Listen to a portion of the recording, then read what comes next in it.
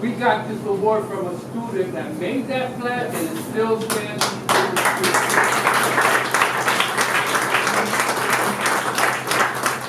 So these are the things that obviously. Actually, it hangs. I'm sorry. Okay. All right. So I'm going to ask Michael to obviously Michael and Angelica to close off the program because we said by 4 o'clock, so we want to be true to that. So and part of the problem is that obviously the people that work here have to clean up and everything else, and a lot of them are volunteers. So Michael.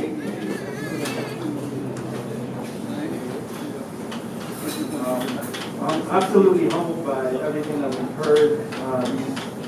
These stories and these memories, this sharing these deeply vulnerable and personal stories of repression and resistance. Jose used the word fortitude earlier, and I think that's what we saw in each of these comments is an incredible amount of fortitude. I don't know about you, I didn't live, I came to this work at the very tail end of the most intense part of the repression. And I heard bits and pieces, I was able to hear stories, and it was always quite fascinating for me because it seemed to come from another world. It seemed like things that were out of a movie, things that haven't even been shared, here that I just heard on bus trips to Washington D.C. for protests or being in vans and hearing people reminisce. And I thought, all of this is, stuff out of, like you would think it's like a Hollywood film. And to see that refusal to cooperate, to surrender, to insist that the work continued, I think has always been quite moving and fascinating. And one of the themes that we've been discussing is how important it is at this moment to record these histories, given that many of our leaders and comrades and ancestors have passed, and that we haven't recorded their stories and their experiences. And so it takes on heightened urgency for us to do that work.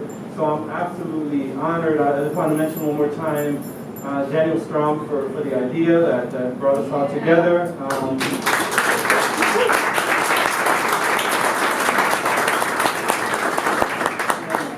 So I just want to end with just a note of gratitude and pass it off to my collaborator, Angelica, who again has become, in the past 3 years, an anchor of digitizing the Barrio and the work that we're trying to do.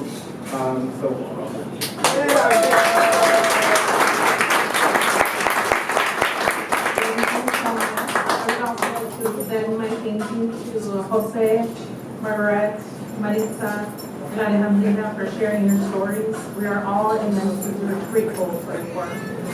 You have each made Humboldt Park home. You fought for it and dared to imagine new ways of living in the face of colonial, racist, and capitalistic systems of domination.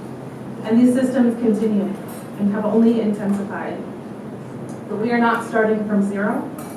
We have community members, like our speakers today, like so many of our people in the audience who have walked these paths before, and we can do so again. Digitizing the Barrio would like to capture more of these everyday personal accounts of struggle, of organizing, of repression, and of course of joy, necessary to tell the multifaceted history of this community. In addition to our oral history project, which is currently dedicated to recording the experiences of women activists and leaders who have played pivotal roles in the Puerto Rican Cultural Center and the broader Puerto Rican community in Chicago, we want to expand these efforts to preserving the stories of community members who lived in Humboldt Park during these critical decades, from the 1970s to the 1990s. If you'd like to be interviewed, or would like to recommend somebody to be interviewed, here is the QR code. You have flyers on the tables for you to fill out Google forms to nominate yourself or someone else. And in addition, we are always looking for more interviewers to help us take on this really important task. If you are also interested, there's another form for you to fill out. But thank you so much to all of you for being here today and for holding these stories with you as well.